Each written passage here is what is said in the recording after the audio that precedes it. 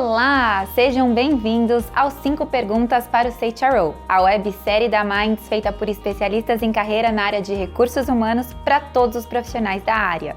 Hoje, temos o prazer de conversar com Fernanda Inomata, CHRO do Pra Valer. Fernanda desenvolveu sua carreira em grandes empresas como Suzano Papel e Celulose e também Grupo Pão de Açúcar. Hoje, lidera o time de pessoas na fintech de educação, que é o Pra Valer. Com forte atuação em cultura organizacional, inovação em RH, também lidera a WorkLove, unidade de negócio do grupo voltada à empregabilidade de estudantes. Neste episódio, ela compartilha suas visões sobre agilidade, diversidade e o papel estratégico do RH nas organizações modernas. Não percam! Educação, para mim, sempre foi um assunto importante na minha casa, na minha família. Fiz faculdade, eu sou psicóloga de formação, estudei na PUC de São Paulo. E aí logo entrei numa grande empresa, na Suzano Papel e Celulose, uma indústria grande. Cresci bastante, saí um período, fui morar fora. Voltando para o Brasil, eu entrei no Grupo Pão de Açúcar. Fiquei um tempo lá, mas eu refleti bastante sobre minha carreira e tomei a decisão de entrar no Pra Valer, que é onde eu tô até hoje, uma empresa, uma fintech, né, a maior plataforma de financiamento estudantil privado do país. Hoje eu sou a CHRO do Pra Valer e recentemente passei a cuidar também de uma unidade de negócio do Pra Valer, que olha a empregabilidade dos estudantes.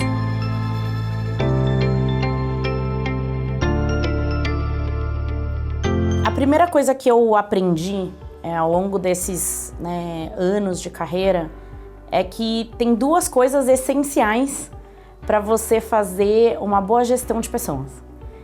A primeira delas é cultura, né? Então você saber que cultura você tem, ter uma cultura forte, uma cultura que permite, né, olhar para as pessoas como pessoas. Eu acho que isso é muito relevante para você de fato conseguir fazer gestão de pessoas. E a outra é a liderança com quem você trabalha. Então, ao longo da minha carreira, eu tive a sorte de ter bons líderes, pessoas que me orientaram, que me deram muitos feedbacks, que me deram broncas também e que puderam moldar um pouco a maneira que eu faço a minha gestão de pessoas hoje. Então, eu acho que eu sempre dou essa dica para quem está começando, né? Então, trabalhe num lugar onde a cultura seja forte e é onde você vai encontrar bons líderes. Hoje, no Pra Valer, a gente tem uma missão muito grande de desenvolver as nossas lideranças mesmo, né? É uma empresa que foca muito em ter um time de alta performance. A gente fala isso o tempo inteiro. E para ter time de alta performance, precisa ter boa liderança. Não tem outra maneira.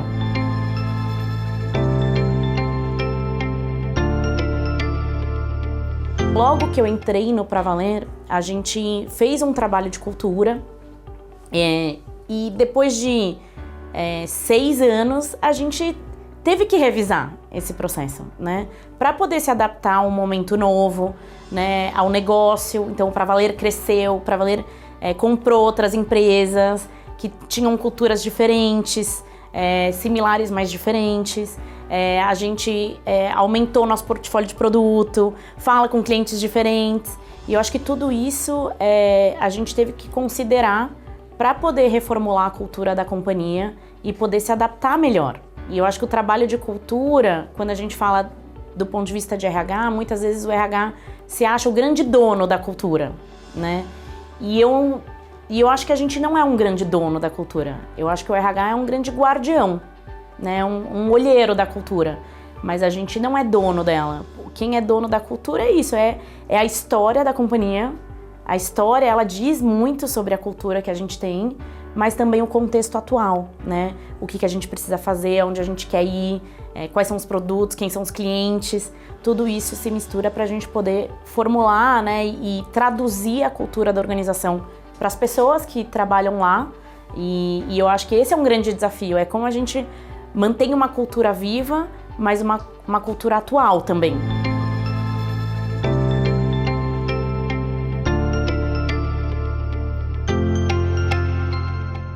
O que eu gosto de falar quando a gente fala de metodologia ágil, inclusive no meu time, é que para mim vai além da metodologia. Eu não vejo a metodologia como a ferramenta de agilidade. Essa metodologia ágil, para mim, o que ela me trouxe foi sobre mindset ágil, mentalidade ágil. Para ter uma mentalidade ágil, eu acho que a gente precisa ter uma visão clara. Então, muita gente confunde, né? Mentalidade ágil é agir rápido, é fazer as coisas rapidamente. E eu acho que não, para mim eu tenho uma visão clara e a mentalidade ágil é eu conseguir ir adaptando as coisas que acontecem para eu poder agir de forma mais eficaz para eu chegar na minha visão. Claro que as coisas acontecem e essa é a verdade. Uma coisa é o que a gente imagina, é a expectativa, outra coisa é a realidade. Então, no dia a dia vão acontecendo muitas coisas que a gente precisa se adaptar. E eu acho que a metodologia ágil fala sobre isso. Então, aconteceu uma coisa que não estava no script, como eu me adapto? Então, eu gosto muito de trabalhar com uma visão, com prioridades, mas com muita resiliência e muita adaptação do time. Então, acho que, para mim, metodologia ágil diz mais sobre isso do que sobre uma ferramenta de trabalho.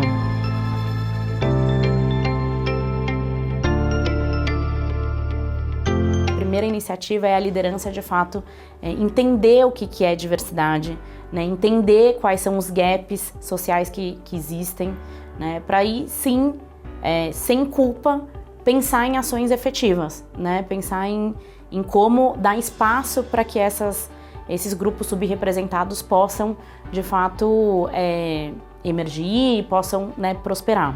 Então, a gente começou falando de mulheres. A gente criou um compromisso na organização de conseguir ter 50% de mulheres na liderança. E como que faz isso? Começa, através da liderança, a criar conscientização e ações práticas que nos levem a isso. Então, todas as vagas de liderança, por exemplo, a gente abre com pelo menos 30 dias de recrutamento para pessoas ou negras ou mulheres. Não é sobre culpa, mas é sobre a gente criar essas ações que possam fazer mudanças efetivas dentro da organização e que vão reverberar, né, para a sociedade.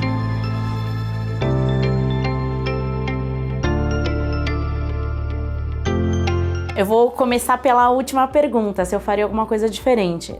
Não, eu não faria nada diferente. Eu acho que eu cometi muitos erros, me arrependo de uma ou outra coisa, mas eu acho que elas também fazem parte do aprendizado da minha trajetória e até de eu estar onde eu tô. Acho que se eu não tivesse feito aqueles erros, talvez eu não tivesse onde eu tô hoje, mas uma decisão acertada, me conectar comigo mesma. O que eu quero dizer? Eu trabalhei na Suzano Papai Salose e no Grupo Pão de Açúcar, que são empresas incríveis que eu aprendi muito, que foram grandes escolas para mim, mas tinha alguma coisa minha que não me conectava exatamente com as empresas. E eu tomei a decisão de sair do Grupo Pão de Açúcar e entrar no Pra Valer, que era uma empresa muito menor, e eu apostei, né? Eu apostei que aquilo tinha mais a ver comigo, a forma de trabalhar era mais conectado com a minha forma de ser. E eu acho que essa foi uma grande decisão, uma grande virada de chave, que eu tenho muito orgulho. E de fato eu encontrei meu lugar, assim. Tem duas frases que eu falo todo dia pro meu filho. Meu filho tem 5 anos. Um é respeite seus professores. Então todo dia antes de sair de casa, eu falo isso pra ele. Quer dizer, eu falo 3 coisas pra ele fazer no dia. Um é se divertir, outro é brincar e respeitar os seus professores. E eu gosto dessas frases porque eu acho que a gente sempre tem que respeitar as pessoas que vêm antes da gente e que estão lá dispostas a ensinar. Acho que a gente tem que se divertir e a gente tem que brincar um pouco. E a outra coisa que eu falo sempre pro meu filho é ocupe os espaços desocupados. Então, ele tem 5 anos, acho que ele nem entende muito bem, mas eu acho que é uma coisa importante e que a gente vai ocupando o vácuo, né? E eu acho que para quem quer crescer, para quem quer crescer na carreira, é importante encontrar esses espaços, esses vazios e ocupar com o que você tem de melhor, né? Vai, ocupa e não tenha medo, tenha coragem e ocupa esses vácuos que com certeza as pessoas podem crescer.